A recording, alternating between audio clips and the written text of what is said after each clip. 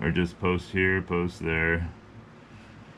And I've been posting every day now for probably about 5-6 weeks even. And I'm trying to get this thing going on, and yeah, that would be a dream come true. Working on a graphic novel at the moment too. And ideally what I'd like to get in the habit of is, I already post at least one short a day. It'd be nice to post at least one, but sometimes two. And it would be nice to post like 3 of these sessions a week, half an hour, 45-minute sessions or so. Drawing stuff and BSing about stuff, and all of them won't be about me. I just figured I'll talk a lot about myself this first run, just to kind of give you guys an idea of the kind of person I am. And but after that, it'd be nice to talk about any number of things. I'm a pretty open guy to a lot of possibilities in the universe and life, and I like hearing a good conspiracy theory or urban legend, and yeah, any of that kind of, I'm open to talk about any of that stuff, current events, anything, it doesn't matter. I like all sorts of stuff. So yeah, with this tree right now, I'm going over it with this felt pen, and then I'll go over it again to sharpen those up and clean them up, those lines there. But yeah, it'd be nice to make, 2 or 3 of these videos a week where I'm talking to people, and you can leave comments and maybe suggestions. Hey, why don't you try and draw this, or why don't you try and do all that? But I want to get ahead of myself. We'll see where it goes. I'm going to stick with it. Told myself, well, you can sit on your ass and watch YouTube, or you can sit on your ass and make YouTube. I've definitely sat on my ass and watched enough YouTube, but I think I should give it a shot and try and make some YouTube. And we'll see where it goes from there. Hopefully it goes somewhere. That'd be cool. I mean, I'm never going to be like Cutie Pie or Mr. Beast. I don't think, nor would I want to be. I see those guys' lives, and it looks stressful.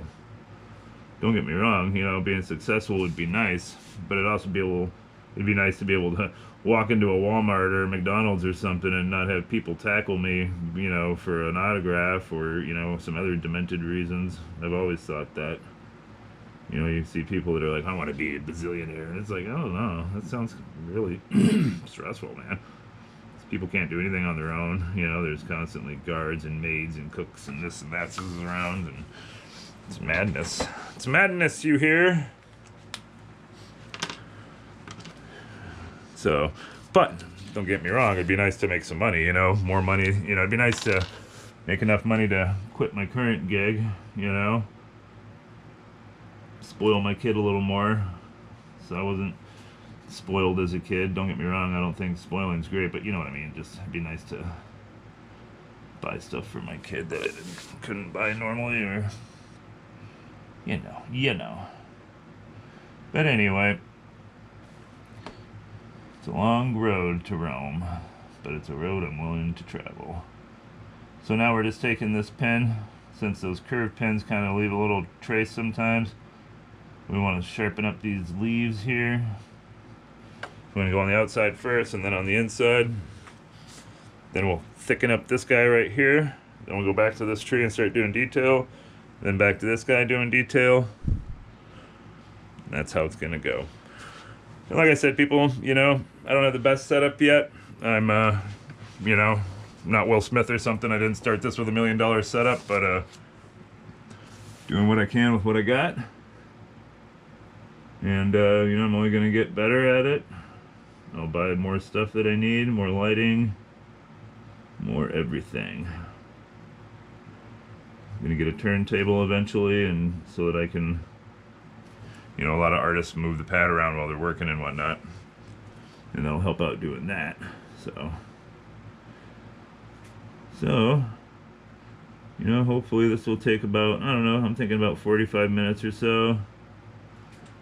And yeah, so it's a slow burn of a video. If you're somebody that likes stuff progressing fast, I don't know, this is for you, because it's as fast as I'm going.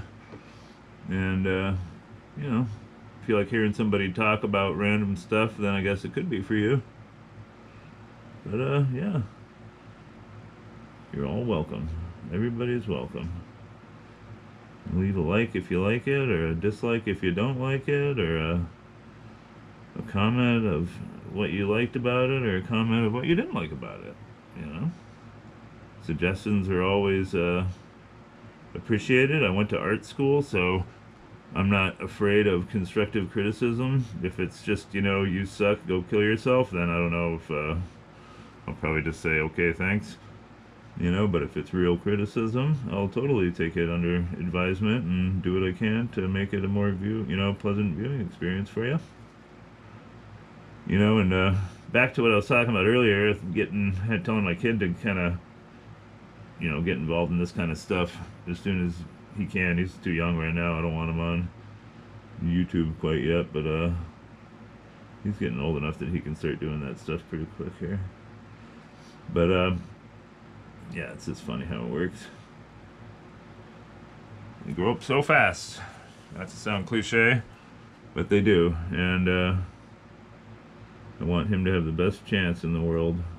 And I think, you know, as crazy as it sounds, I think content creation and working with AI and all that is going to be a big part of that. And even the old learn to code doesn't matter anymore, because who do you think is going to be doing the coding?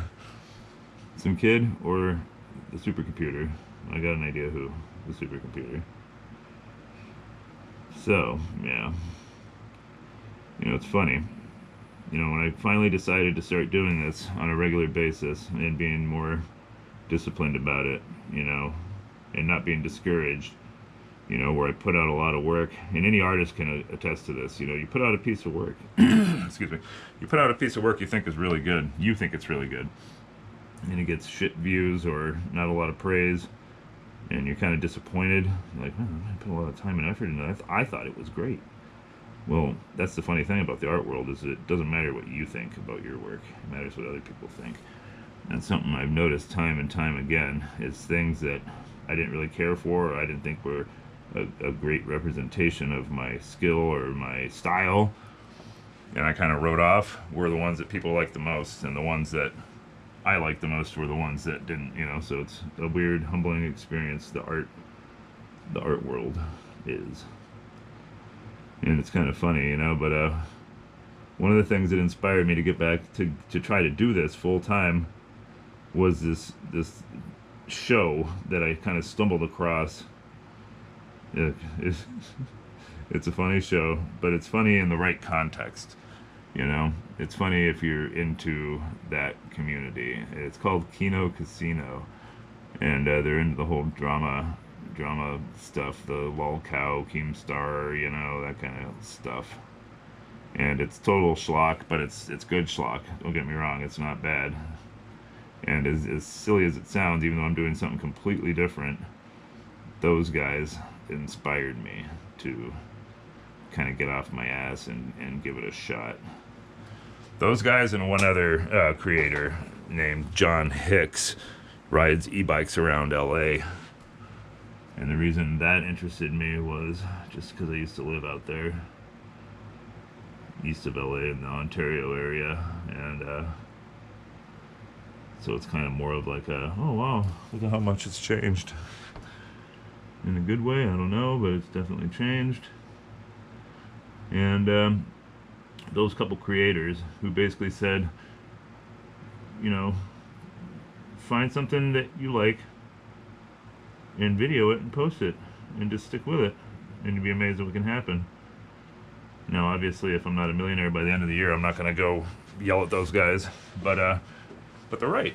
There's so much content out there for so many different things, and so many people that, you know, have access to computers and whatnot, that it's a true statement, I believe.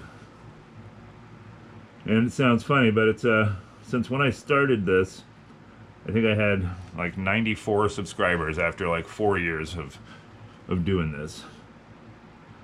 And just in the last 5 weeks or so, it's gone up to a whopping 138 subscribers. Now, I know some people are like, haha, are you kidding? But I mean, for me, that's pretty crazy, you know. And when you think about it, that's like almost a 40% jump in 5 weeks after, 4 years. So if you look at it like that, it's good growth, and it's never going to be a million person subscription channel, you know. It's just this is this kind of content, doing the artistic stuff and everything, is it's kind of niche, you know. But hopefully I can get a decent following, and I figured talk about all sorts of stuff going on in the world and with pop culture and current events and everything, because we definitely are living in interesting times, to say the least, no matter which way you swing in any department, you know. Things are wild right now. The weather's wild. The politics is wild. Although I probably won't get into too much politics on this show, just because you immediately alienate people when you get political, and that's not my goal here. The goal is not to, tell you to go F yourself if you don't think in the same way. I could care less, and honestly, I'm getting kind of turned off to the whole political thing, everything going on, just because it never stops. But anyway, pop cultural stuff, I've always been a movie buff and, special effects lover with ILM and sci-fi. I'm a Star Trek lover. I'm a Star Wars lover. I'm a Lord of the Rings lover. I was born in the 80s with all that good stuff was around constantly. I love RoboCop, Aliens, Terminator, Judge Dredd, a lot of the obscure stuff, Dino Riders and Exo Squad, and I remember watching Exo Squad when I was a kid before I'd go to school. And what a trip compared to today. Today you ain't watching no Exo Squad.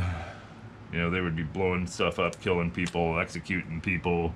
It was a freaking cartoon. It's like, oh my god. Alright, so now I'm going to start on this tree trunk. I'm using a little thicker marker here. So the idea is the same thing, just kind of get the lines in a little thicker, and then we'll get a little shading going on. Oh, this pen's dying. I use these guys a lot, so...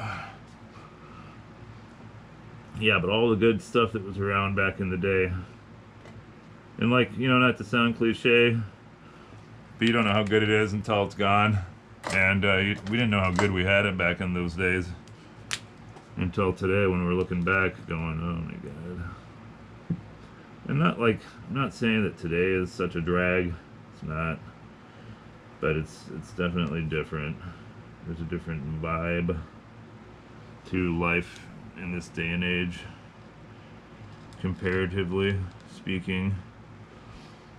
And I'm sure every generation goes through that to some degree.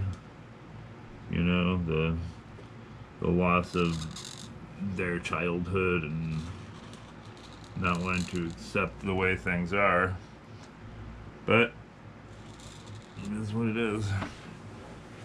Not much we can do about it. You can adapt. Resistance is futile. So we just need to adapt.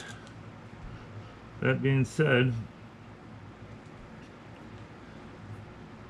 that's all we can really do.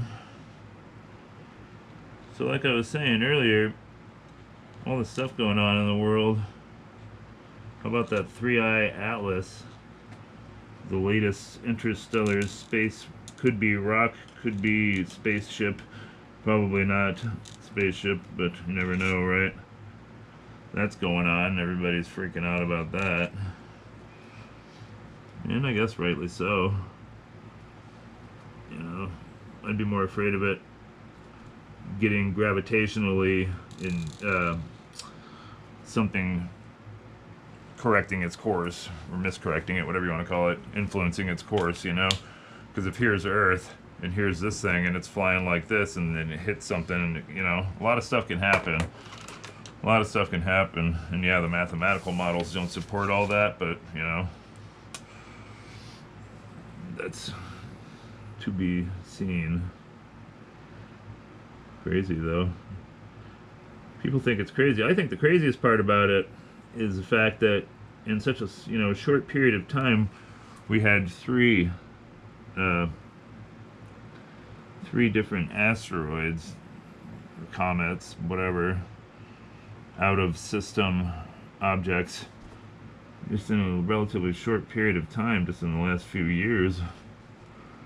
You know, we had Oumuamua in like 2017, and then the Borisov, 2-eye Borisov or whatever, and now it's 3-eye Atlas. And Atlas is the biggest one, and if you want to look at it from just a straight up tinfoil hat, you know, type thing, well, I mean, not that tinfoil hat, because a tinfoil hat person is probably like, it doesn't exist at all, and it's all a huge ploy to take over the people with holograms and drones and yada yada. I don't know about that, but what I will say is, you know, if you were like an alien and you're like, I want to take out these humans, but I don't want them to see me coming, I should look like a rock, because, you know, even though we're not super advanced, you know, and aliens would know we're not super advanced, they'd also know, well, we are advanced enough to see stuff in our own solar system. We are advanced enough to see that kind of thing. We are advanced enough to do mathematical predictive, you know, models. So, but if we came in looking like a rock, that would be different, right? If you're an alien, and you're like, all right, so how about we send a rock for the first one, just to look like just a piece of space rock. And the second one will be a little bigger and more cometary, so they don't get their guard up. And then the third one will be the pièce de résistance, or whatever, however you say it, the one that gets us, you know. And we'll also just look like a rock until the last second, when it decides to change course and come right at us. So right now I'm drawing this guy's mutated face from the tree that's been eating him for a long time. Yeah, but I thought that would be an interesting way to do it, you know? Like, if I was alien race, that's what I would do. I would send the small rock that nobody thinks about, and then I would send a follow-up thing for a quinky dink, and then I'd send in the big guy to finish the job. And it's like, that's how aliens would do it. Why would they come here and risk ships and risk, you know, who knows, risk all sorts of different risks, right?